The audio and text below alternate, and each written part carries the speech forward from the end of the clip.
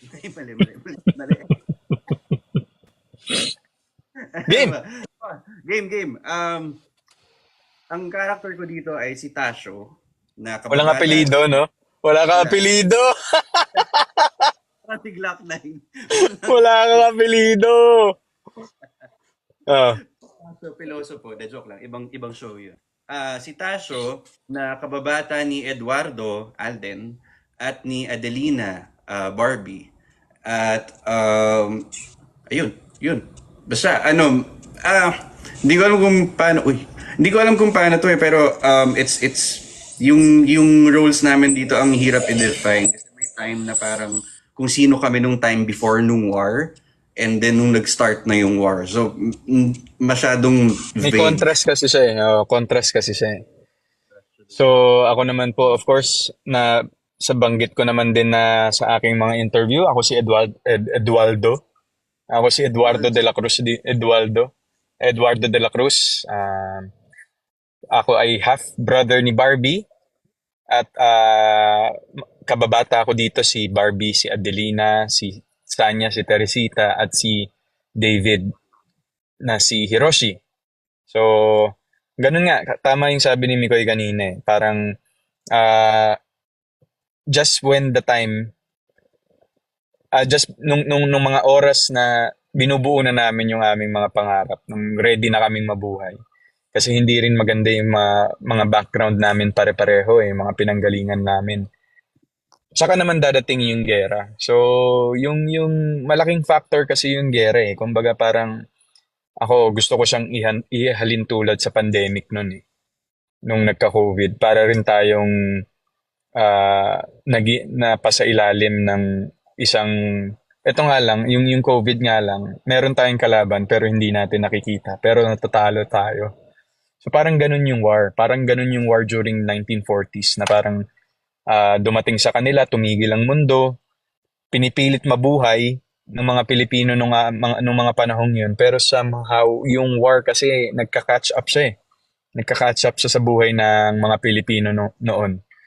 So, si Eduardo dito yung lalaban sa mga Hapon. Sasali siya sa guerrilla, may hiwalay siya sa mga kababata niya, and malaking dagok para kay Eduardo na is magsakripisyo para sumama dito sa mga guerrilla na to, sa mga rebelde na to, para labanan ng mga Hapon. Pero siguro kung merong isang karakteristik si Eduardo na talagang nilo-look up ko is yung pagiging patriotic niya. Sobrang mahal niya yung sobrang mahal niya yung bayan niya, tsaka mga mahal niya sa buhay. Pero lang daw kay Tasio kasi si Tasio daw yung pinaka malaking daot sa buhay ni Eduardo eh. Okay. So, ito Mikoy, question. Para sa totoong buhay lang next din, di one. ba? Paano ang dynamics ng characters niyo dito bilang magkaibigan na sina Eduardo at Tasso? Meron pa rin bang typical bardagulan na magkaibigan given na iba ang setting ng Pulang Araw? For some reason, si Mikoy lang yung nakakagawa nun eh. Kasi si Eduardo hindi yun ang personality niya. Yung parang nambabasag. Minsan wala sa eksena, minsan nasa eksena, pero madalas si Mikoy, mahilig kasi sa adlib to eh. Kasi nga as actors, kami. As Kami, actors. kami. So yun. Parang mas si Mikoy yung nambabasag sa akin dito. So, So, may si kasi, Eduardo kasi, oo. doon kasi sa The Gifted, di ba? Parang mas iba yung banter doon Kahit versus sino eh. kahit sino Oo eh. Pero talaga. alam mo, may gusto akong ulitin eh. Yung, naalala mo dati, every time na manggugulat ako. Parang gusto ko siyang gawin ulit eh. Pero tatimingan ko lang kasi minsan nakakalimutan ko sa sobrang intense na eksena. Ikaw naman dun sa next na dalawa, Mikoy, lagi ako. Host ba ako dito? Actually, kaya ka nga kinuha eh, para wala na akong gawin eh. So, number 3. What's so special about Pulang Araw? Aside from the plot, ano ang bagong may offer ng show na to compared sa past show? Well, Ah, sige. ano, Ikaw sumagot sige, ng tanong mo. sige, ako naman. Ano ba? Well, ito, walang halong biro. And I'm sure sinasagot to ng lahat ng artista kapag tuwing may bagong show sila. Na bagong-bago po to, na kakaiba to sa mga ginawa namin before. Pero, ito, Kadiri ka naman. walang BS to. nung nakita ko yung sneak peek ng first 2 episodes natin, it's unlike anything I've seen in GMA. Swear.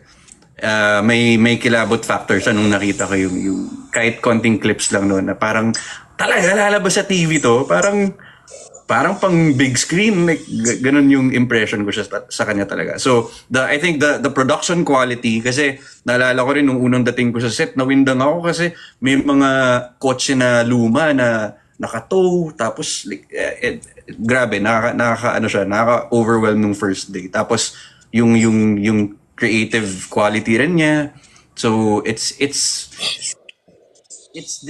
totoong iba to sa mga ginawa natin dati, di ba? Na, saka ako, tama ka rin eh. Kung meron naman kami may pagmamalaki dito aside from the story, it's the production value of the set. Kasi nagulat ako yung eksena na may tram. Meron po kaming kinuhang tram na gamit ng 1940s bilang way of transportation, to the smallest accessory sa costume namin down to the biggest detail of the project.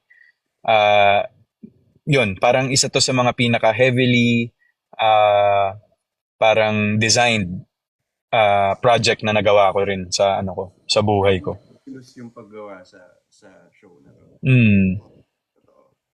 Oo Next, naman. anong mga realization ang nakuha nyo habang ginagawa ang Pulang Araw? Lalo na nung ginawa nyo na yung mga war at torture scenes sa totoong pinagdadaan ng mga Pilipino noon. Ano Bigat. ba? Bigat. Kasi parang di mo in-expect na pinagdaanan pala talaga yun. Naka-questionin mo yung sarili mo after mong gawin yung eksena. Nangyari ba talaga to? And for sure, kung nangyari man to, kung ano man yung pinapakita natin sa dito sa Pulang Araw, wala pa yun dun sa actual na nangyari. Yung torture scene, di ba? Yung mga most inhumane ways to treat a person or people. Ginawa natin, To, may na-shoot tayong ganyan, di ba? Oo, na-shoot na natin yan. So, yun lang. Very disturbing siya. Yun yung sa akin na parang pinagdaanan pala talaga to ng mga nauna sa atin and to the people who were part of World War II. Oo, Na, nakaka-emotional lang kasi yung... Ha? okay lang yan. Ha? Okay lang. Such an actor. Come here. Come here, come here. Such a good actor. Come here, come here. Next! Next. Oh, sa tingin nyo ba Ayan, ay makakalimutan yun? Oo. Sige, ikaw na. Go, ikaw na. Binasa mo na eh. Sino ba makaka-relate pa rin ng bagong henerasyon ngayon like Gen Z and Gen X sa kwento ng Pulang Araw? Bakit Gen X? Baka Gen Y dapat? Di ba Gen X parang mga tito na natin yun ngayon? O like, baka Kasi Gen tayo Y? millennials. O Gen Y siguro. Oo naman. Kasi parang ako ang ano ko diyan, ang stand ko diyan. Hindi naman siya mahirap intindihin eh. It's just that right now siguro yung generation natin since because of the changing times, very visual. Gusto natin nakikita, hindi lang kinikwento. So I think the story is very much relatable. The whole concept of it is very much relatable and parang okay din to at the same time kasi it's a reminder for a lot of people, if not for the people of World War II, and if not for our soldiers and the guerrillas, the people who have helped the Philippines, wala tayong freedom ngayon. Hindi tayo nakakapag-TikTok live ngayon, Migoy. Tama ka na. Totoo yan. At saka ano rin eh, parang isa rin sa mga ginawa nating scenes, isa sa mga challenging rin sa mga ginagawa